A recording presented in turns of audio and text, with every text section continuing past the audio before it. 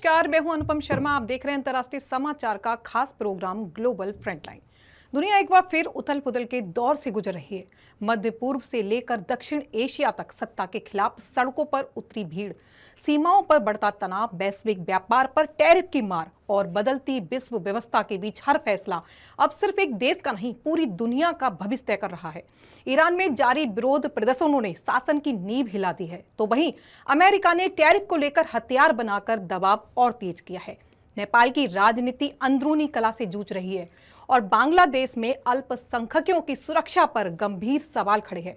तो वहीं चीन सीमाओं से लेकर धर्म और तकनीक तक अपनी आक्रामक नीति पर कायम दिख रहा है। इन तमाम घटनाओं के बीच भारत एक बार फिर वैश्विक संतुलन की धुरी बनाकर उभर रहा है। ब्रिक्स से लेकर ट्रेड डील्स तक रणनीति, कूटनीति और नेतृत्व, तीनों मोर्चों पर भारत की भूमिका निर्णायक होती जा रही है। इन सब पर करेंगे विस्तार से चर्चा। पहले एक नजर आज की हेडलाइंस पर।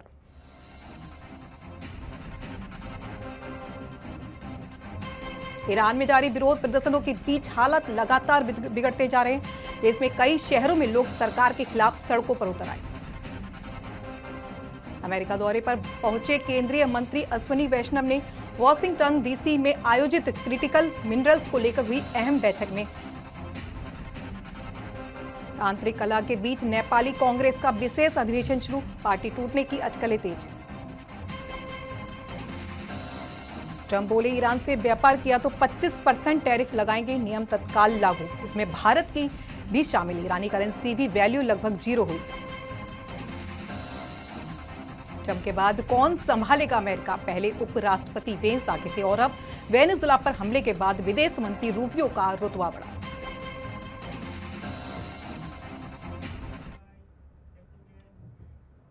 खबरें अब विस्तार से। ईरान में जारी विरोध प्रदर्शनों के बीच हालात दिन ब दिन लगातार बद से बदतर होते जा रहे हैं। देश के कई शहरों में लोग सरकार के खिलाफ सड़कों पर उतर आए हैं। इसी मुद्दे पर न्यूयॉर्क से मध्य पूर्व मामलों के विशेषज्ञ एड्रियन कैलमेल ने मौजूदा स्थिति को लेकर अहम विश्लेषण पेश किया है। ईरान में पिछले कई दिनों से विरोध प्रदर्शन जारी है। देश के अलग अलग इलाकों में जनता सरकार की नीतियों के खिलाफ प्रदर्शन कर रही है। सुरक्षा बलों और प्रदर्शनकारियों के बीच टकराव की तस्वीरें भी सामने आ रही हैं। बढ़ते विरोध के चलते देश में तनाव का माहौल बना हुआ है। एड्रियन कैलमेल का कहना है कि ईरान में जनता का असंतोष लगातार बढ़ रहा है और इसका असर देश की राजनीतिक स्थिरता पर साफ देखा जा सकता है। इसी बीच न्यूयॉर्क से मध्य पूर्व मामलों के जानकार और अरबियन पेनिनसुला इंस्टीट्यूट के फेलो एड्रियन कैलमेल ने ईरान की मौजूदा स्थिति पर अपनी प्रतिक्रिया दी है। विशेषज्ञों का मानना है कि अगर हालात पर जल्द काबू नहीं पाया गया तो आने वाले दिनों में स्थिति और गंभीर हो सकती है। ईरान में हालात पर पूरी दुनिया की नजर फिलहाल बनी हुई है। My assessment right now, looking at the current situation, is that the death toll is a lot higher than people are claiming. I've seen estimates. I would put somewhere between 3,000 to 6,000 right now, from what I'm hearing from. केंद्रीय मंत्री अश्विनी वैष्णव America दौरे पर अहम बैठक की जानकारी साझा की। इस बैठक में सप्लाई चेन को मजबूत बनाने, तकनीकी सहयोग पर खास जोर दिया गया। अमेरिका के वॉशिंगटन डीसी में क्रिटिकल मिनरल्स की सप्लाई चेन को लेकर एक अहम मंत्री स्तरीय बैठक का आयोजन किया गया। इस बैठक का आयोजन अमेरिकी ट्रेजरी सेक्रेटरी स्कॉट बेसेंट ने किया। बैठक में भारत समेत कई देशों के प्रतिनिधियों ने हिस्सा लिया। चर्चा का मुख्य उद्देश्य क्रिटिकल मिनरल्स की उपलब्धता, प्रोसेसिंग और दीर्घकालिक सप्लाई को सुरक्षित बनाना रहा। देशों के मंत्रियों को क्रिटिकल मिनरल सप्लाई चेन को कैसे रेजिलिएंट बनाए, कैसे प्रॉपर हाई क्वालिटी का मिनरल सबको मिलता रहे, उस पर एक मीटिंग बुलाई थी। एनवायरनमेंट के पॉइंट ऑफ व्यू से क्रिटिकल मिनरल्स को कैसे रिसाइकल करके ज़्यादा से ज़्यादा यूज़ में लिया जा सके, क्वालिटी पे कैसे फोकस हो।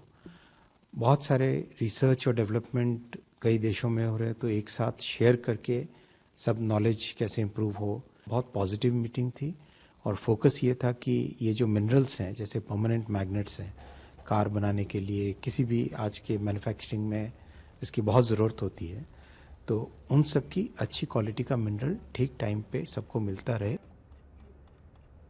चुनावों से पहले नेपाली कांग्रेस के भीतर गहराता विवाद खुलकर सामने आ रहा है।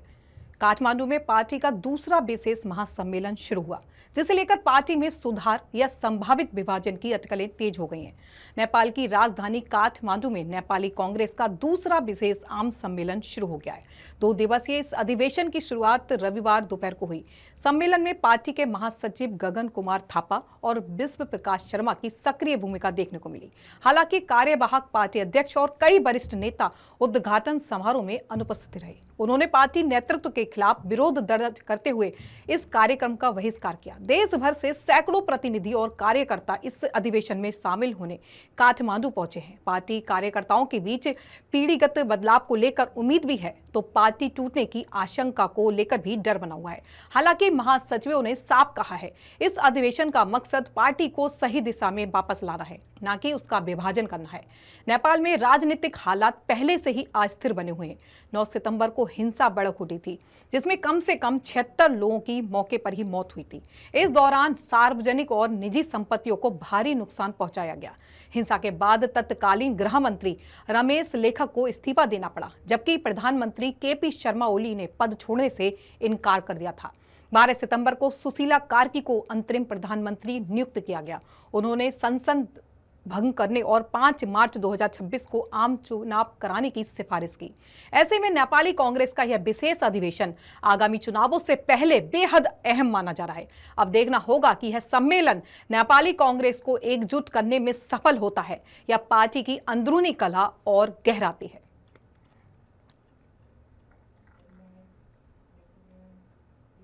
अमेरिकी राष्ट्रपति डोनाल्ड ट्रंप ने ईरान के साथ कारोबार करने वाले देशों पर 25% टैरिफ लगाने का ऐलान किया है। ट्रंप ने सोमवार को रात ट्रुथ सोशल पर पोस्ट कर बताया कि यह सोशल तत्काल प्रभाव से लागू होगा। हालांकि व्हाइट हाउस की तरफ से इस टैरिफ को लेकर आधिकारिक दस्तावेज जारी नहीं किया गया है। यह फैसला ऐसे वक्त लिया गया है जब ईरान में सरकार विरोधी प्रदर्शन जारी है। इन प्रदर्शनों में 600 से ज्यादा लोग मारे जा चुके हैं। दूसरी तरफ ईरान की करेंसी रियाल की वैल्यू अब लगभग 0 के बराबर पहुंच चुकी है। भारतीय मुद्रा में 1 रियाल की कीमत सिर्फ 69 रुपए रह गई है। ईरान पर अमेरिका पहले ही कड़े आर्थिक प्रतिबंध लगा चुका है। रॉयटर्स के मुताबिक ईरान से व्यापार करने वालों में प्रमुख देशों में चीन, संयुक्त अरब अमीरात और भारत शामिल हैं। टैरिफ लागू होने पर इन देशों के अमेरिका के साथ व्यापार पर असर पड़ सकता है। अमेरिका पहले ही भारत पर 50% टैरिफ लगा चुका है। इसमें 25% रेसिप्रोकल और 25% रूस से तेल आयात को लेकर टैरिफ शामिल है। ईरान से लेकर व्यापार को लेकर अगर भारत पर टैरिफ लगाया जाता है तो कुल टैरिफ 75% हो जाएगा। टैरिफ के चलते भारत को अमेरिका में अपना सामान बेचने में मुश्किलों का सामना करना पड़ सकता है, जिसका असर भारत के निर्यात पर पड़ रहा है। दोनों देशों के बीच टैरिफ विवाद को निपटाने के लिए आज ट्रेड डील पर बातचीत होनी है। भारत चाहता है कि उस पर लगाए गए कुल 50% टैरिफ को घटाकर 15% किया जाए और रूस से कच्चा तेल खरीदने पर जो एक्स्ट्रा 25% पेनल्टी लगाई गई है उसे पूरी तरह खत्म किया जाए। ट्रंप के टैरिफ लगाने के अधिकार को लेकर अमेरिकी सुप्रीम कोर्ट कल फैसला सुना सकती है। इसे लेकर ट्रंप ने चिंता जताई है। ट्रंप ने सोमवार को अपने सोशल मीडिया प्लेटफॉर्म इस पर लिखा कि अगर कोर्ट ने उनके टैरिफ लगाने के अधिकार को सीमित किया तो अमेरिका को भारी आर्थिक संकट का सामना करना पड़ सकता है और पहले वसूले गए टैरिफ लौटाना लगभग असंभव होगा। उन्होंने लिखा, इतनी बड़ी रकम चुकाने में लाखों साल लग जाएंगे। यह तय करना होगा कि कब और कितना भुगतान किया जाए। वर्ल्ड बैंक ने 2022 के उपलब्ध डेटा के मुताबिक ईरान ने सबसे ज्यादा चीन, यूएई और भारत से व्यापार किया। इन देशों को ईरान मुख्य रूप से तेल, पेट्रोकेमिकल्स और औद्योगिक उत्पाद निर्यात करता है। अमेरिकी प्रतिबंधों के बावजूद ईरान एशिया और खाड़ी देशों के जरिए अपना व्यापार जारी रखे हुए है।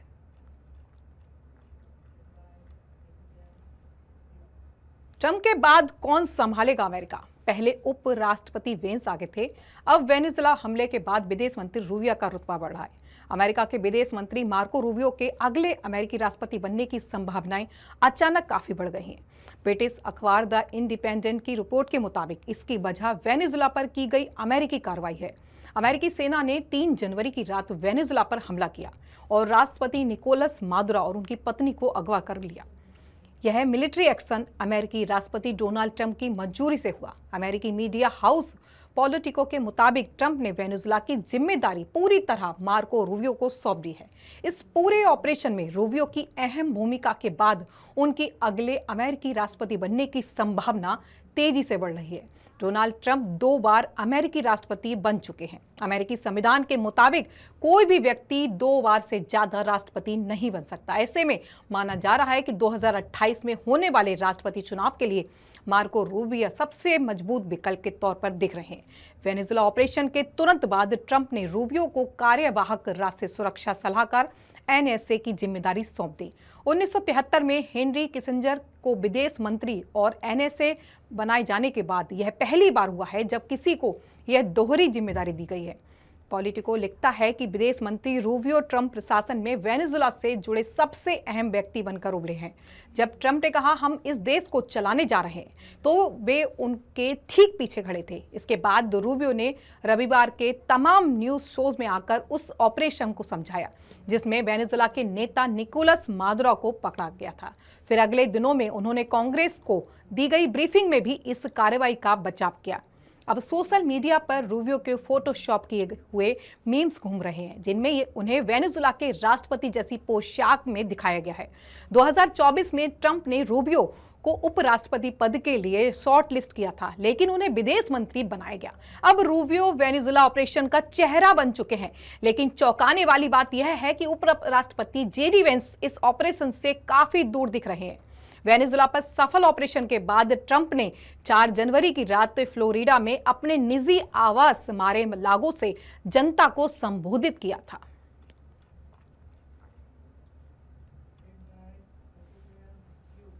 बांग्लादेश में एक और हिंदू की हत्या।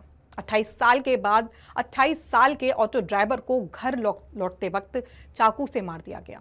23 दिन में 7 हिंदुओं का मर्डर। बांग्लादेश के दक्षिणी हिस्से चटगांव डिवीजन के फेनी जिला स्थित दागन भुइया में रविवार रात अज्ञात बदमाशों ने 28 साल के हिंदू युवक समीर कुमार दास की पीट कर हत्या कर दी। उसका ऑटो रिक्शा भी लूट लिया गया। मीडिया रिपोर्ट के मुताबिक समीर रविवार शाम करीब 7 बजे ऑटो रिक्शा लेकर घर से निकला था।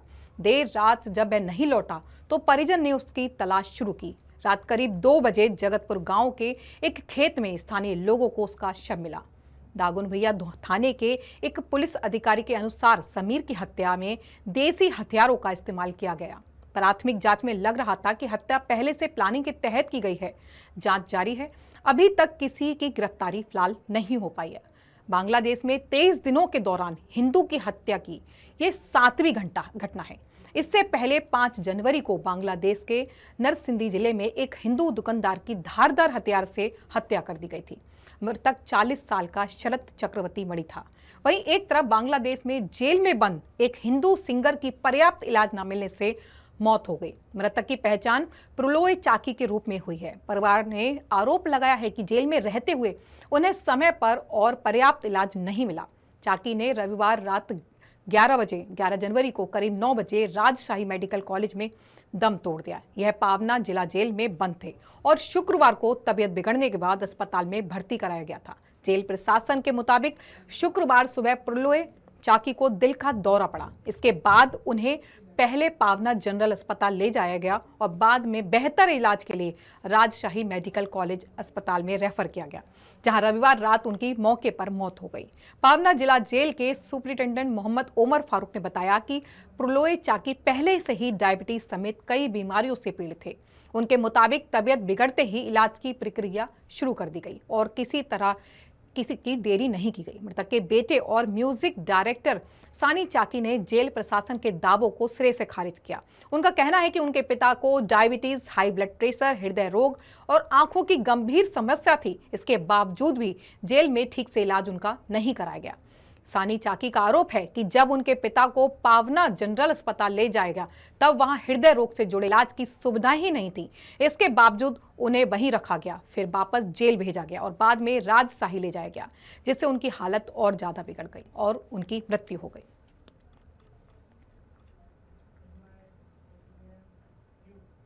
और अब चीन का जवाब सीधे भारत की सीमाओं से आ रहा है। चीन का दावा है और भारत का सख्त विरोध सामने आया है। चीन ने जम्मू कश्मीर की सक्सगाम घाटी इलाके को अपना बताया है। चीन पाकिस्तान आर्थिक गलियारे CPES के जरिए पाकिस्तान तक सड़क बना रहा है जो इस इलाके से गुजर रही है। भारत को इस पर कड़ी आपत्ति है। भारत इस इलाके में किसी भी विदेशी अवैध निर्माण के खिलाफ रहा है।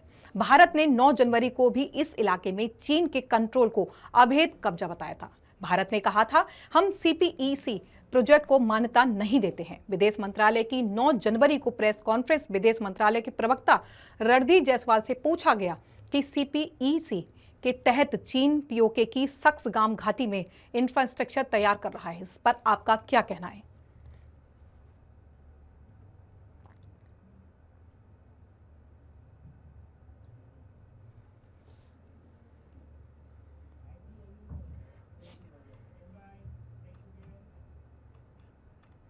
इस पर रणधीर जायसवाल ने कहा कि सक्सगाम घाटी भारत का इलाका है। हमने 1963 में हुए तथाकथित चीन पाकिस्तान सीमा समझौते को भी मान्यता नहीं दी। हम उस समझौते को अवैध मानते हैं। उन्होंने आगे कहा, हम चीन पाकिस्तान आर्थिक गलियारे CPEC को भी मान्यता नहीं देते क्योंकि यह भारत की उस इलाके से होकर गुजरता है जो पाकिस्तान के जबरन और अवैध कब्जे में है। जम्मू कश्मीर और लद्दाख भारत का अभिन्न हिस्सा है। यह बात पाकिस्तान और चीन दोनों को कई बार साफ साफ बताई जा चुकी है। एक रिपोर्ट के मुताबिक चीनी विदेश मंत्रालय की प्रवक्ता माओ निंग ने सोमवार को कहा कि जिस इलाके को लेकर सवाल उठ रहे हैं वह चीन का हिस्सा है। अपने इलाके में इंफ्रास्ट्रक्चर बनाना चीन का अधिकार है और इस पर कोई सवाल नहीं उठाया जा सकता। पाकिस्तान ने 1948 में सक्सगाम घाटी पर अवैध कब्जा कर लिया था और 1963 में यह इलाका चीन को सौंप दिया गया था। चीन ने जम्मू कश्मीर की सक्सगाम घाटी को अपना बताया। कहा, पाकिस्तान तक सड़क अपने इलाके में बना रहा है। भारत ने इसे अवैध कब्जा कहा था। चीन बोला, कश्मीर मुद्दे पर हमारा रुख पहले जैसा। माओ निंग ने बताया कि चीन और पाकिस्तान ने 1960 के दशक में सीमा समझौता किया था और दोनों देशों के बीच सीमा तय की गई थी। उन्होंने कहा, यह फैसला संप्रभुता को देखते हुए 2 देशों के बीच में और उनके अधिकारों के तहत किया गया था। CPEC को लेकर माओ निंग ने कहा, यह आर्थिक सहयोग परियोजना है जिसका मकसद लोकल आर्थिक और सामाजिक विकास को बढ़ावा देना है और लोगों की जिंदगी को बेहतर बनाना है। उन्होंने साफ कहा कि चीन पाक सीमा समझौते पर CPEC का कश्मीर मुद्दे पर चीन के रुख से कोई संबंध ही नहीं है। इस मामले में चीन की स्थिति पहले जैसी ही है। कश्मीर मुद्दे पर चीन का आधिकारिक रुख यह है कि कश्मीर एक इतिहास से जुड़ा जटिल मुद्दा है जिसे सीधे तौर पर भारत और पाकिस्तान को आपसी बातचीत और शांतिपूर्ण तरीके से सुलझाना चाहिए। चीन यह भी कहता है कि वह संयुक्त राष्ट्र के प्रस्तावों और अंतर्राष्ट्रीय समझौतों का सम्मान करता है।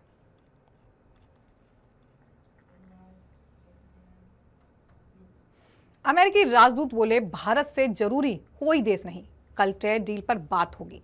अगले साल भारत आ सकते हैं ट्रंप। भारत में अमेरिका के नए राजदूत सर्जियो गौर ने सोमवार को नई दिल्ली में पदभार संभाला है।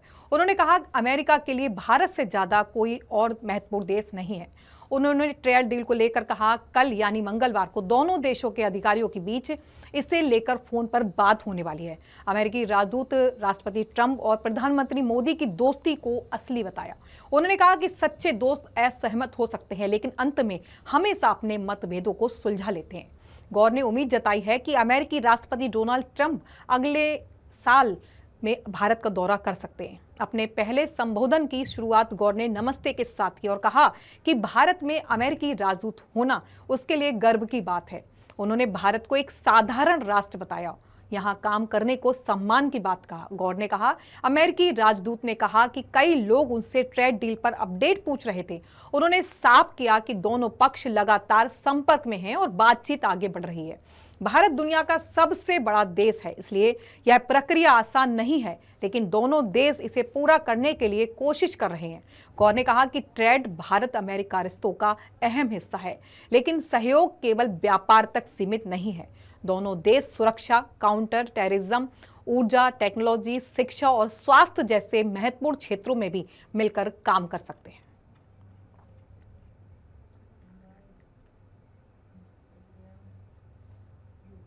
चीन में अंडरग्राउंड चर्च चलाने वाला शख्स गिरफ्तार हो गया। पत्नी, पादरी समेत 8 लोगों को पकड़ा गया है। चीन के सिचुआन राज्य में एक अंडरग्राउंड चर्च चल रहा था, जिसके नेता ली इंग क्यांग समेत 8 लोगों को हिरासत में लिया गया है। ली के साथ उनकी पत्नी और पादरी दाई झीछाचो को भी पकड़ लिया गया है। अभी तक औपचारिक आरोप चार्जशीट सार्वजनिक नहीं की गई है। चीन में बिना सरकारी मंजूरी के किसी भी धार्मिक गतिविधि की इजाजत ही नहीं दी गई है। सरकारी मंजूरी के बिना चलने वाले चर्च घरों, फ्लैटों या निजी जगहों पर होते हैं, जहां लोग छोटे छोटे समूह में प्रार्थना करते हैं, इसलिए इन्हें अंडरग्राउंड चर्च कहा जाता है। चीन में कोई भी चर्च, मस्जिद या मंदिर तभी खुले तौर पर चल सकते हैं जब वह सरकार में रजिस्टर हों और चीनी कम्युनिस्ट पार्टी के नियमों को माने। अंग्रेजी अखबार द गार्डियन के मुताबिक चीन ने सितंबर 2025 में बिना लाइसेंस वाले धार्मिक समूह के ऑनलाइन प्रवचन देने पर रोक लगा दी थी। अक्टूबर 2025 में भी चीन में एक चर्च के 18 सदस्यों की गिरफ्तारी हुई थी। चीन से जुड़े ह्यूमन राइट्स वॉच की दिसंबर में जारी रिपोर्ट में कहा गया कि अकेले झोजियांग राज्य में अंडरग्राउंड चर्च के करीब 100 मेंबर्स को अब तक हिरासत में लिया गया है। अमेरिका की house select committee on China का कहना है कि चर्च को इसलिए निशाना बनाया गया क्योंकि चीनी कम्युनिस्ट पार्टी के सामने झुकने से इनकार कर रहे थे।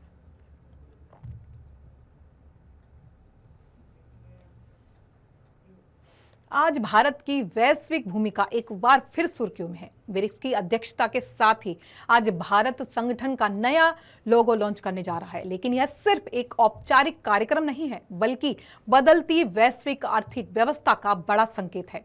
दरअसल अमेरिका और खास तौर पर डोनाल्ड ट्रंप की सबसे बड़ी चिंता है डी-डॉलराइजेशन, यानी दुनिया का धीरे धीरे अमेरिकी डॉलर से बाहर निकलना।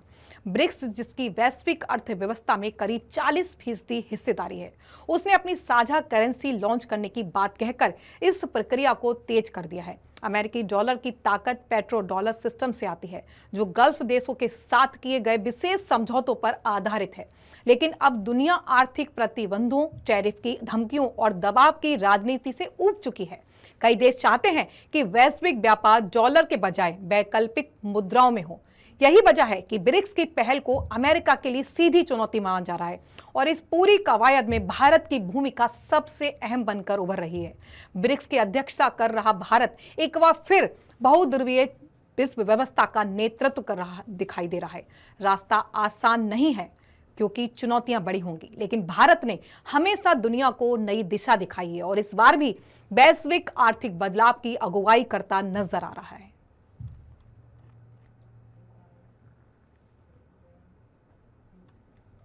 एलन मस्क और पीट हेग्सेथ की अहम बैठक हुई है। फैसिलिटी में अमेरिका के युद्ध सचिव पीट हेग्सेथ ने स्पेस एक्स के संस्थापक एलन मस्क के साथ संयुक्त रूप से बड़ा भाषण और बैठक की। दोनों ने टेक्नोलॉजी और रक्षा में सुधार पर अपनी साझा योजनाओं को जोर देकर पेश किया।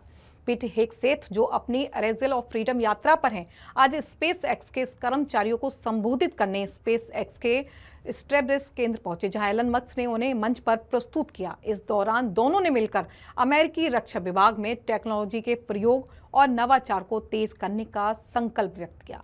हेग्सेथ ने रक्षा उद्योग को पुरानी प्रक्रियाओं से मुक्त करने और एआई, अंतरिक्ष तकनीकी प्रणालियों जैसे क्षेत्रों में तेजी से प्रगति करने की जरूरत पर ज्यादा जोर दिया।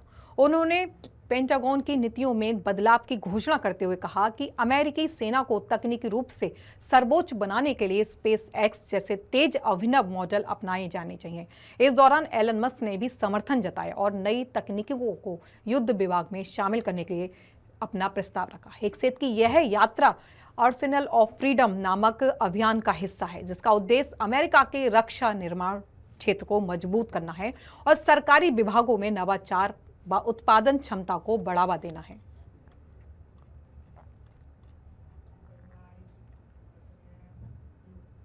दुनिया भर में ड्रोन शो का उत्साह। चीन के 65,000 ड्रोन शो पर जारी बहस है।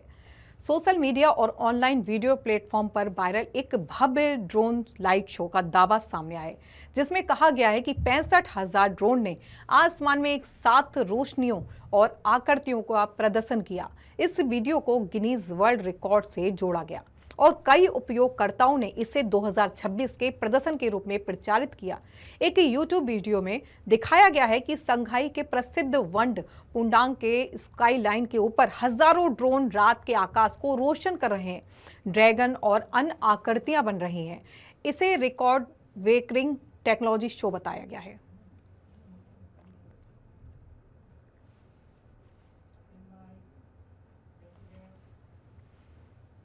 तो ये थी आज की वो अंतर्राष्ट्रीय खबरें जो यह साफ कर देती हैं कि दुनिया अब एक नए मोड़ पर खड़ी है, जहां एक तरफ जनता सड़कों पर है तो दूसरी तरफ सत्ताएं ताकत और दबाव की भाषा बोल रही हैं। कहीं टैरिफ हथियार बन रहे हैं तो कहीं सीमाएं फिर से विवाद का केंद्र हैं। इस बदलती वैश्विक तस्वीर में भारत की भूमिका पहले से कहीं ज्यादा अहम हो गई है।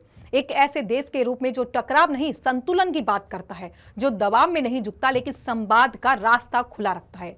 आने वाले दिन तय करेंगे कि दुनिया सहयोग की ओर बढ़ेगी या ध्रुवों में बटेगी। हम हर मोड़ पर आपको सटीक, विश्वसनीय और जमीनी जानकारी देते रहेंगे। ग्लोबल फ्रंटलाइन में इतना ही। देश दुनिया की बाकी खबरों के लिए देखते रहिए राष्ट्रीय समाचार। तब तक के लिए नमस्कार।